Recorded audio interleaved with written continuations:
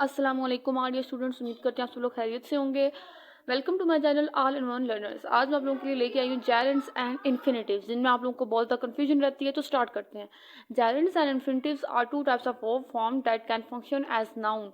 जेरेंड्स और इन्फिनिटिव्स क्या हैं कि वो वर्ब की ऐसी फॉर्म्स हैं जो एज अ नाउन यूज होती हैं, सही है।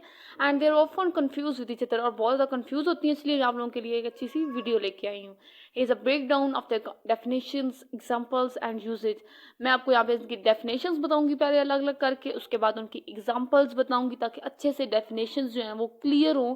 उसके बाद उनके यूजेज बताऊंगी और ये भी बताऊंगी कि किन वर्ब के साजेस लगते हैं ज़्यादातर।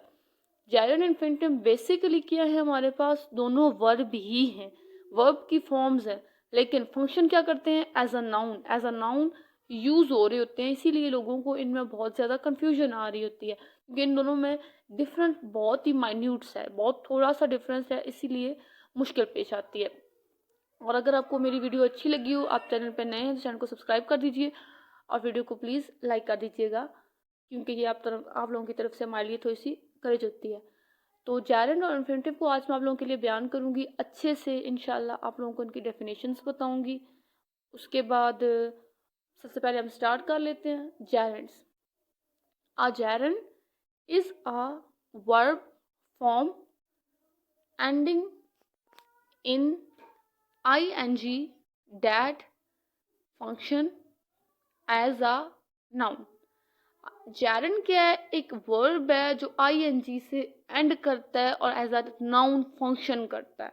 It forms by adding ing to the base form of verb. मतलब वर्ब की जो पहली फॉर्म है, बेस फॉर्म है, उसके साथ हम ing लगाएं तो वो जेरंड बन जाता है। कितनी सिंपल डेफिनेशन है। Gerunds can be use as subjects, objects, ठीक है, एंड कंप्लीमेंट के तौर पर भी यूज होते हैं। अब मैं आपको बताती हूँ, जैसा कि ईट वर्ब है, बेस वर्ब है, ing लगाएं क्या बन जाएगा, ईटिंग। ये हमारे पास क्या बन गया, जेरंड बन गया। जेरंड कैसे बनता है, it is made या it is a verb from ending in ing that function as a noun। क्या करते हैं हम लोग, it is formed by adding ing to the base form of a verb। किसी भी वर्ब की बेस फॉर्म के साथ अगर ing लग गया मतलब वो जेरंड बन गया। बहुत सिंपल डेफिनेशन होगी, gerund is made by adding ing to the base form. यहाँ पे आप बेस फॉर्म भी लिख सकते हैं, फर्स्ट फॉर्म भी लिख सकते हैं ऑफ अ वर्ब। किसी भी वर्ब तो आपको पता होगा, ईट, स्लीप, टॉक, जैसे ईटिंग बन गया, स्लीपिंग बन गया, टॉकिंग बन गया, एड से एडिंग बन गया। तो ये सारे क्या बन गए हमारे पास, जेरेंड्स बन गए हैं। जब भी ing का इजाफा होगा हमारे पास तो वो किस में चेंज हो जाएगा, जेरेंड में चेंज होगा। और यूज कैसे होगा, एज अ, हमारे पास यूज हो रहा होगा नाउन। तो इसमें आप लोगों को एग्जांपल देती हूँ, एग्जांपल से आप लोगों को बहुत अच्छे से इंशाल्लाह समझ आएगी। ये भी बताते चलूँ कि जेरेंड किस किस जगह यूज होते हैं, एज अ सब्जेक्ट भी यूज होते हैं, एज अ वर्ब भी यूज होते हैं, सॉरी ऑब्जेक्ट भी यूज होते हैं, और एज अ कम्प्लीमेंट भी यूज होते हैं। ठीक है, सेंटेंस में 3 जगह पे यूज हो सकते हैं। अब जो हमारे पास फर्स्ट एग्जाम्पल है उसमें जेरेंड यूज हुआ है एज अ सब्जेक्ट। ठीक है, swimming is my favourite sport. Swimming क्या है, फेवरेट स्पोर्ट है, मेरा मशगला है, मुझे अच्छी लगती है। ठीक है, स्विम, स्विम क्या था हमारे पास, सिंपल एक वर्ब की बेस फॉर्म थी, एक वर्ब की फर्स्ट फॉर्म थी, ing लगा, स्विमिंग बन गया। और ये यूज एज अ सब्जेक्ट हो रहा है यहाँ पे, क्योंकि मेन स्टार्ट पे आ रहा है और बात भी इसी की हो रही है। जिस चीज की बात हो रही हो या चीज मेन पे आ रही हो फर्स्ट पे, वो हमारे पास सब्जेक्ट होता है। तो स्विमिंग यहाँ पे एज अ सब्जेक्ट यूज हो रही है और एज अ नाउन भी यूज हो रही है। ठीक है, एक नाउन बन गया जब ing लगाया है, जेरेंड। नेक्स्ट क्या है, I love watching movies.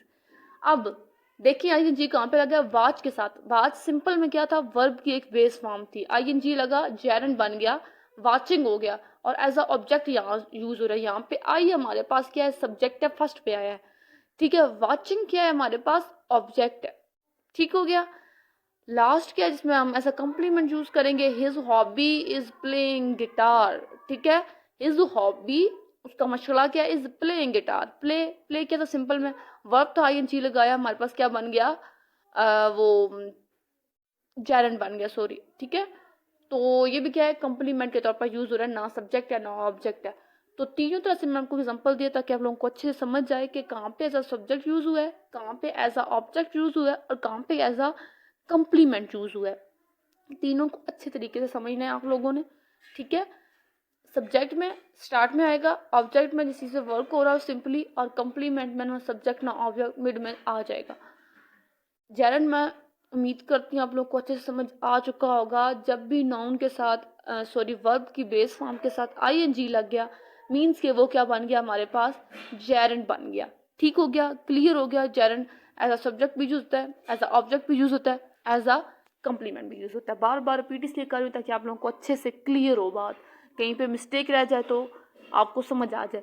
Next चीज़ है इन्फिनेटिव्स। जेरंड तो हमारा क्लियर हो गया, अब हम करते हैं इन्फिनेटिव्स की डेफिनेशंस को पढ़ते हैं।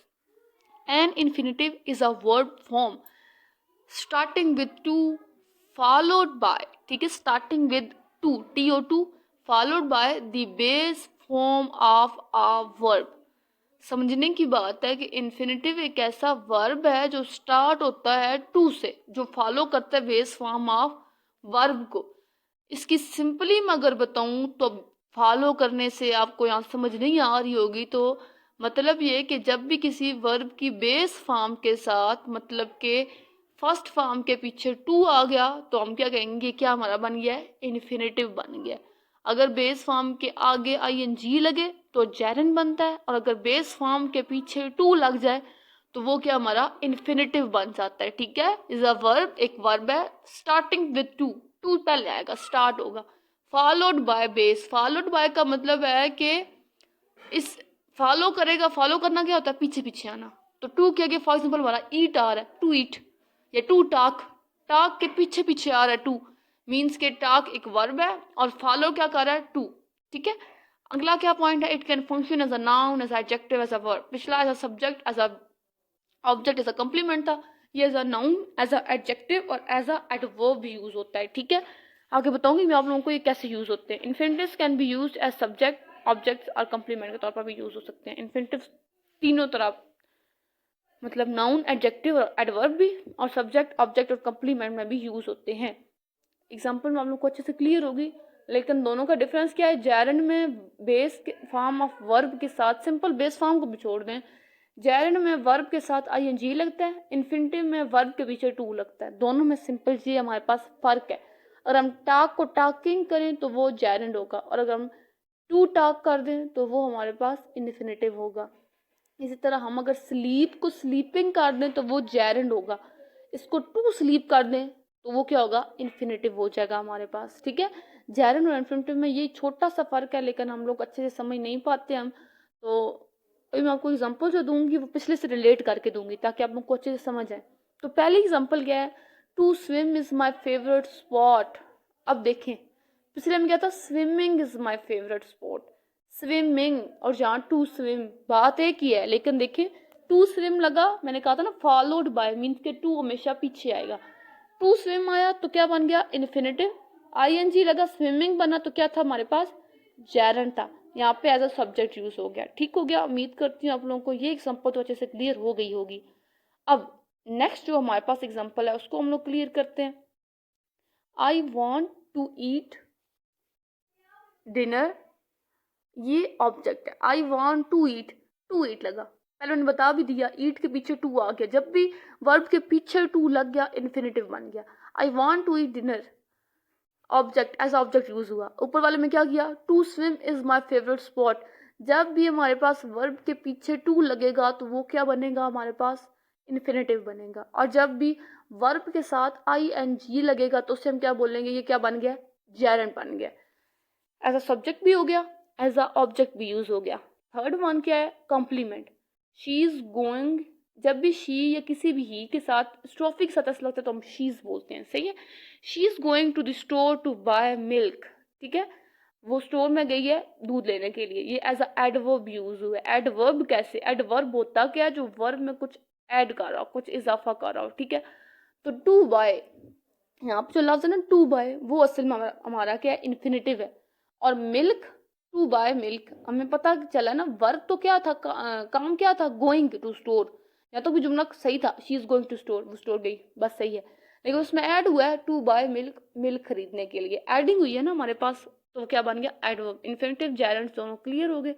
अब हम देखते हैं उनके यूजेज कि आखिर वो दोनों यूज होते कहाँ हैं, क्यों हमें उनमें कन्फ्यूजन आती है, क्यों हम उनको इतना ज़्यादा डिस्कस कर रहे हैं, कि हमें अच्छे से क्लियर हो जाए उनके असल तौर पर यूज़ किए हैं। तो वो हम लोग क्लियर करेंगे तो हमें समझ आएगी कि जेरेंड और इन्फिनेटिव असल में ज़रूरी क्यों है, इम्पॉर्टेंट क्यों है, नेसेसरी क्यों है इंग्लिश ग्रामर लैंग्वेज में। तो स्टार्ट करते हैं। Gerunds are often used in sentences where the verb in the continuous or progressive aspects. इसका मतलब मैं आप लोगों को बताती हूँ कि जेरंड क्या है कि ऐसे सेंटेंसेस में यूज़ होते हैं जब वर्ब कॉन्टिन्यूस हो या प्रोग्रेसिव हो, जब वर्ब ऐसा हो कि काम चल रहा हो अभी तक, ठीक है, जब ऐसी चीज़ आ जाए कि हमारा प्रेजेंट में भी काम हो रहा है। जैसे कि I am studying for the exam. Studying का मतलब है पढ़ रहा हूँ, पहले भी कर रहा था काम, अभी भी कर रहा हूँ, ठीक है।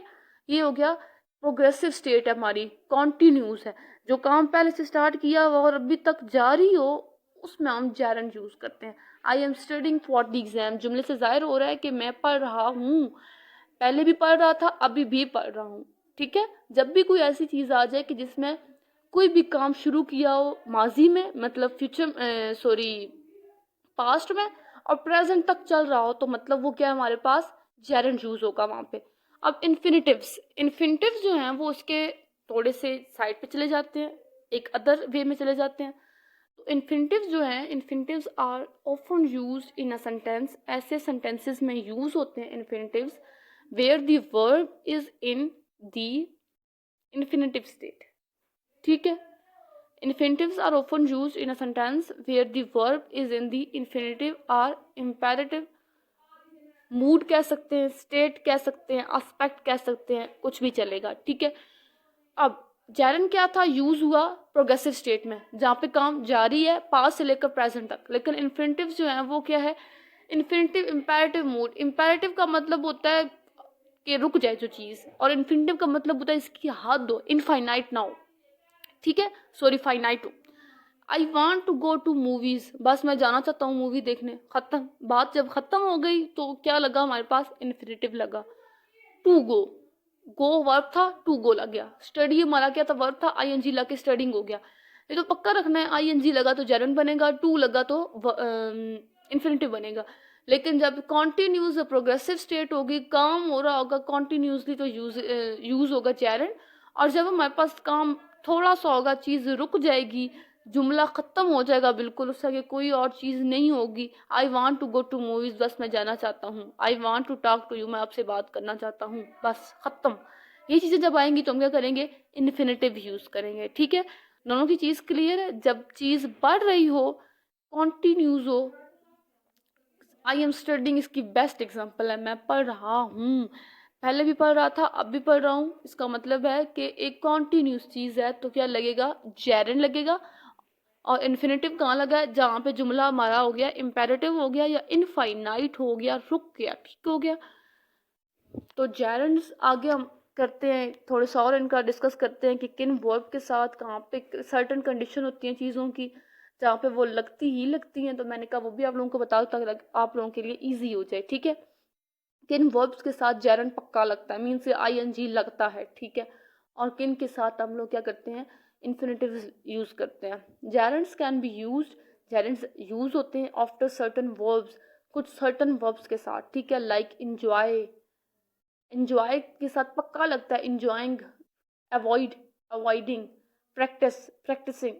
While infinitives are used after verbs, infinitives कहाँ पे यूज होते हैं, want, to hope, to expect, ठीक है। ये चीज़ें हम सुनते आते हैं। वैसे और भी एग्जांपल यहाँ पे इनकी आ सकती हैं, जैसे कि इंजॉइंग, अवॉइडिंग, प्रैक्टिसिंग है, ईटिंग, स्लीपिंग, टॉकिंग, ठीक है। इसके बाद मूविंग, सही है, स्टैंडिंग, सिटिंग, बहुत से, मतलब बहुत ज़्यादा वर्ब ऐसे हैं जो एज अ जेरंड यूज होते हैं, ठीक है। और इन्फिनेटिव्स इस तरह बहुत सारे हैं, to want, to hope, to expect, ठीक है। इसी तरह और भी बहुत सारे आते हैं। तो जेरंड कहाँ पे यूज़ होगा, सिंपल एक चीज़, बस एक पॉइंट ध्यान में रख लें तो सब कुछ सेट है, कि जेरंड जो है वो वर्ब की बेस फॉर्म के साथ आईएनजी लगाने से बनता है, और इन्फिनेटिव जो है वो हमेशा वर्ब की बेस फॉर्म के साथ के पीछे टू लगाने से बनता है, सही है। यहाँ पे इन्होंने थोड़े से वर्ड्स मैंने आप लोगों को बताए हैं मेन, जो हम बहुत ज़्यादा जनरली यूज़ करते हैं। वैसे ये दोनों चीज़ें जो हैं वो बहुत ज़्यादा रोज़मर्रा के आम सेंटेंसेस में भी हम लोग बहुत ज़्यादा यूज़ करते हैं, इसलिए जेरंड इन्फिनिटिव का टॉपिक बहुत ज़्यादा इम्पोर्टेंट है। आप लोगों को रिमेंबर करना पड़ेगा कि जेरंड जो हैं वो एंड होते हैं आईएनजी के साथ, मैंने जैसा कि अब भी आप लोगों को बताया, और इन्फिनिटिव जो होते हैं वो स्टार्ट होते हैं टू के साथ। ये डिफरेंस अगर मेन आपको तैयार हो गया तो समझ लें आपको जेरंड इन्फिनिटिव का जो मेन डिफरेंस है वो पता चल गया। जेरंड इन्फिनिटिव आप लोगों को तैयार हो गए तो understanding the difference between these two verb can help you communicating, अच्छे तरीके से हम कम्युनिकेट कर सकते हैं। उम्मीद करती हूँ अच्छी लगी वीडियो, अगर अच्छी लगी तो वीडियो को लाइक कर दें, चैनल को सब्सक्राइब कर दीजिए। खुदा हाफिज़।